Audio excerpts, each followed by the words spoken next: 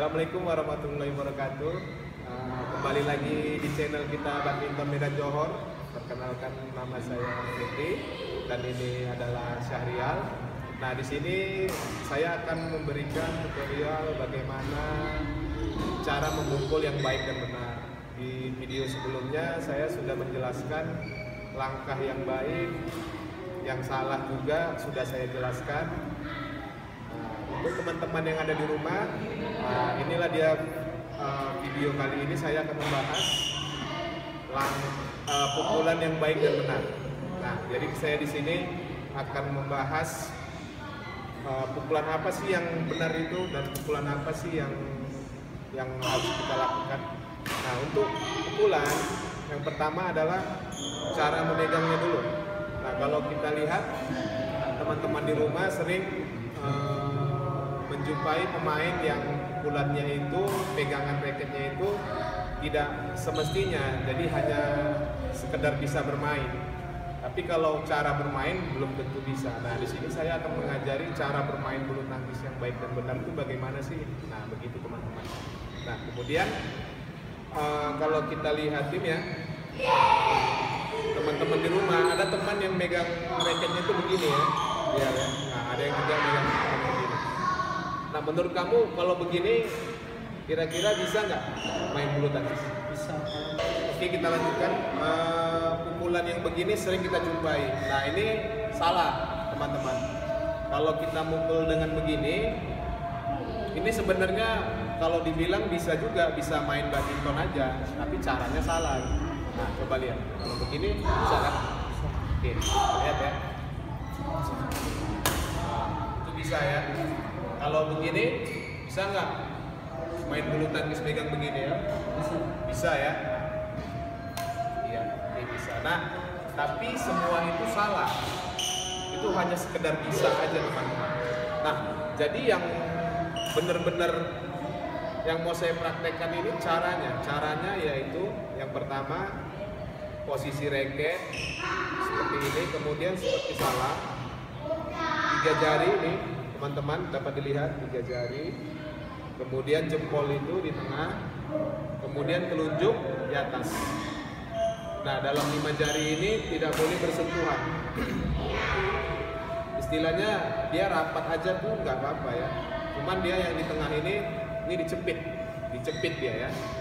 Teman-teman bisa lihat ini dicepit begini ya. Nah, inilah dia yang benar. Ini fleksibel. Jadi mengapa tidak yang begini aja? Karena pada saat diberikan bola ke kiri, kita posisinya nggak berubah tetap. Nah, ini kalau kanan. Nah, kalau kanan begini. Jadi kalian panduannya bagi pemula yang mau belajar, pertama lurus dulu, kemudian tangannya sudah benar dulu kan, lurus dulu, kemudian tangan kiri itu selalu di atas. Ini fungsinya ada tangan kiri ini. Tangan kiri ini adalah kira-kira apa nih fungsinya? Ya, untuk balancing. Balancing itu sangat perlu ya dalam bulu tangkis itu. Nah, posisinya itu adalah tunjuknya itu ke atas, kemudian raket itu 1 jengkal di atas kepala. Nah, pada saat kita memukul, ini tangan ini harus dibuka, tidak boleh begini.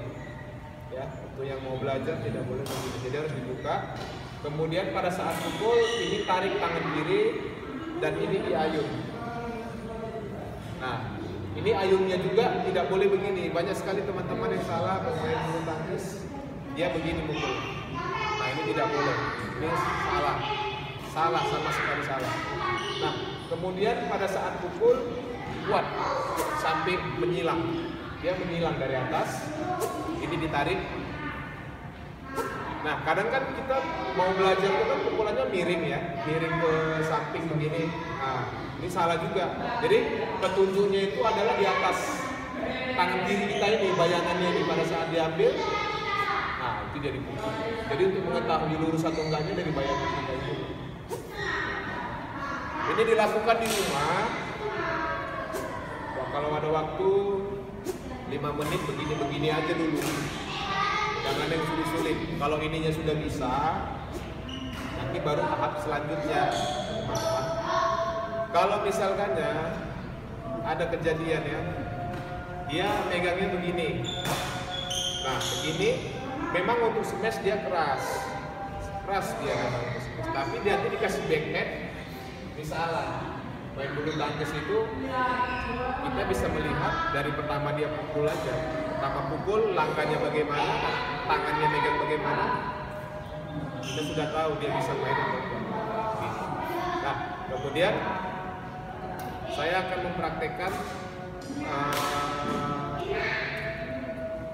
pengambilan bola dari depan ke belakang. Kalau ini teman-teman sudah lancar, coba teman-teman coba lagi mengambil bola dari depan ke belakang atau dari belakang ke depan. Nah, oke. Rial bisa mencoba mempraktekkan dulu pengambilan bola. Ini yang langkah kedua ya, tahap keduanya dulu ya. Coba ya melakukan dari belakang ke depan. Oke, bisa kita lihat ya. Posisinya pertama kita di tengah, pertama mencoba itu posisinya kaki kiri di depan, kaki kanannya di belakang. Itu selalu siap, artinya ready ya. Nah, kemudian Rial ini akan mencoba mengambil bola dari depan, kemudian dia mundur di belakang. Lihat posisinya bagaimana. Oke, siap, go. Ya, mundur. Ya, bagus. Ya, bagus. Oke, stop. Nah, mengapa langkahnya banyak ya? Dia bisa 4 langkah atau sampai 5 langkah. Biasanya maksimal itu 4. Kalau dari belakang ke depan, dari belakang ya 4 langkah maksimal. Nah, kalau untuk yang baru belajar, jangan kalian mencoba 2 langkah, itu nggak boleh sih. Jangan memaksakan langkah dulu. Kalau bagi yang pemula, kecuali kalian sudah seorang pemain. Nah, kalau seorang pemain yang cepat itu dia seperti ini.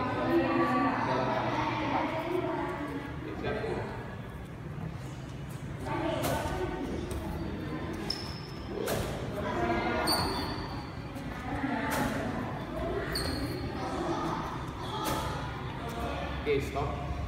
Nah, itulah dia. Kalau dia langkahnya lebar, dia memerlukan 2 langkah atau 3 langkah aja. Itu dia untuk pengambilan bola ke kanan. Kemudian dia mundurnya kan. Sebenarnya dia kalau yang udah bagus dia mundurnya udah begini. Jadi intinya begini. Itu yang udah medium ke atas atau dibilang expert. Tapi kalau kalian yang masih pemula, jangan dulu belajar begitu. Yang pertama adalah kalian mundurnya jinjit dulu, dia bebas berapa langkah. Setelah itu pukul, ya setelah pukul smash, ini harus ganti posisi, harus change posisi, change your position. Kemudian pada saat kalian smash, ya ininya langsung maju, baru diangkat. Oke, coba lihat. Itu dia. Baru mundur lagi, smash, langsung. Itu bisa 2 langkah, bisa juga 3 langkah. Tergantung. Jadi banyak triknya. Ada lagi yang begini, smash, ini langsung. Jadi main bulu tangkis itu tergantung kecepatan bola. Bola itu yang diberikan musuh itu dia cepat atau enggak. Kira-kira kan kalau dia menerima bola, kan musuh mengangkat tuh, berarti kan ada waktu kita untuk mundur. Nah ini bisa kita nunggu posisi. Nah bagaimana kalau bola itu cepat sorongannya? Dia mundurnya cepat, langsung smash. Satu, kita bisa begini. Lagi, tak lagi, itu, cepat. Lagi. Jadi ada tahapan-tahapannya. Kita tidak bisa langsung belajar langsung yang mau yang bagus nggak bisa. Jadi harus dari bawah dulu, dari basic, medium, baru expert. Nah begitu dia belajar melangkah dan belajar pukulan. Kalian defense. Nah defense itu kalau diserang musuh itu biasanya kalian posisinya tegak begini. Nah, seharusnya dia posisinya itu agak bungkuk dan jijik. Dan badminton ini step-step kuda-kuda harus jijik. Dan ini megangnya juga berbeda dari yang seperti buku smash, ini berbeda. Ini jempolnya di sini, ya. Kemudian empat di sini. Ini posisinya begini. Ini tangannya begini. Nah itu dia. Itu untuk defense yang berhubungan dengan ini, megangnya begini. Jempolnya paling dominan. Jadi kalau kalian megangnya begini, yang salah tadi. Nah kalau dia begini, jadi dia salah. Nah ini udah salah ini. Karena dia menggunakan ini, menggunakan tangannya sakit ini. Jadi sementara kita hanya menggunakan ini, ankle ini, jadi lebih mudah.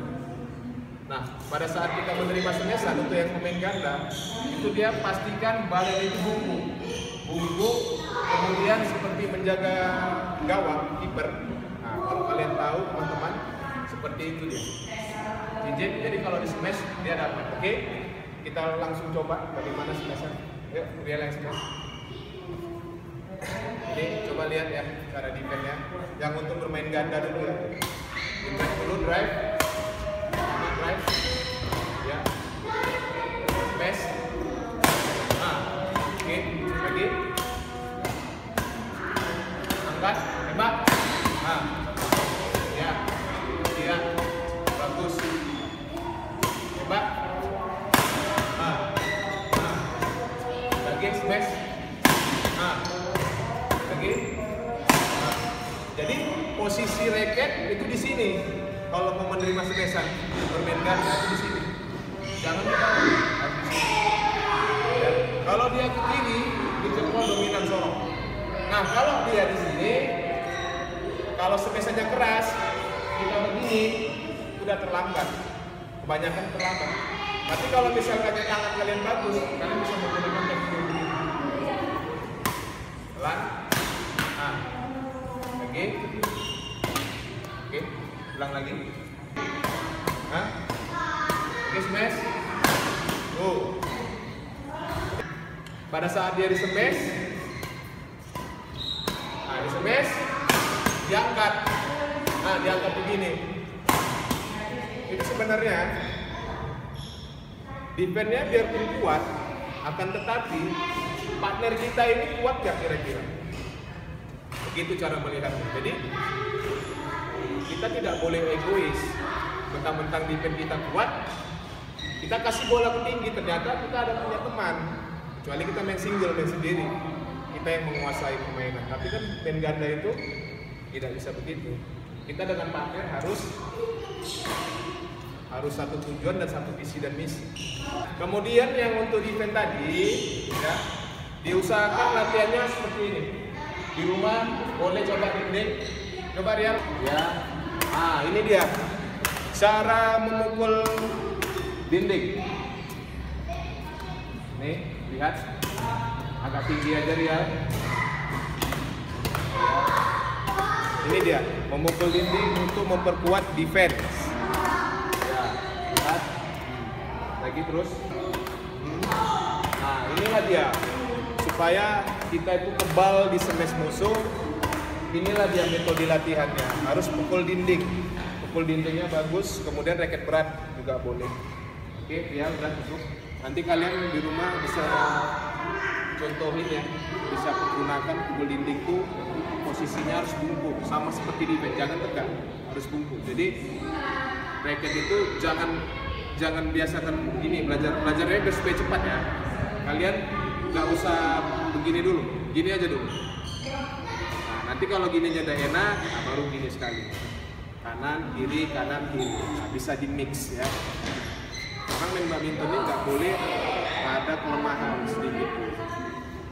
Itu harus kita pahami juga. Nah kemudian masih juga di bagian defense. Ini sering terjadi ya.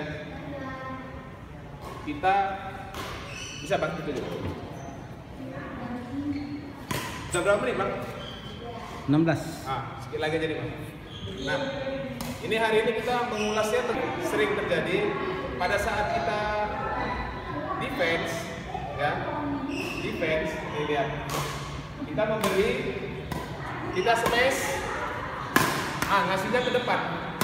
Nah, ngasihnya ke depan gitu, itu salah.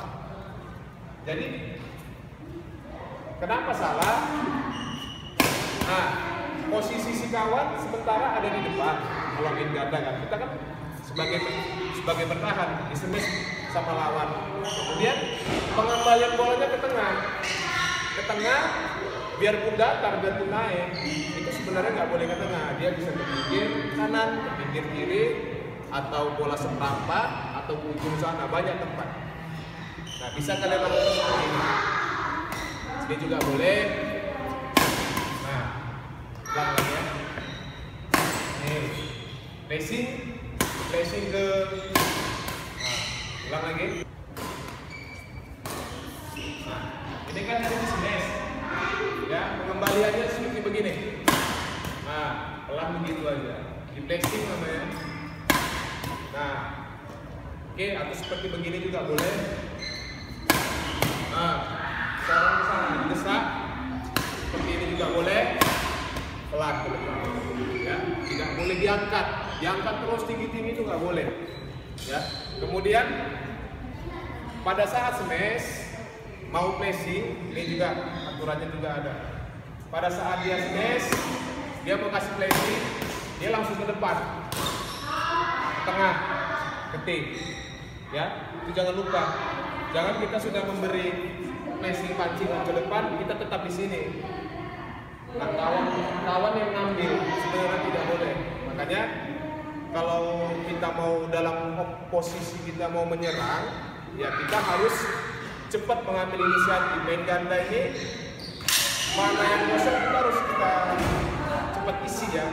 Jangan sampai tunggu-tungguan. Nah, jadi pada saat kita di smash, dikasih placing kita langsung ke depan. Atau mau ke depan sini kita langsung ke depan. Pokoknya depan jaga wilayah, jadi kawan tarik ke belakang. Nah, mungkin itu aja video kita kali ini.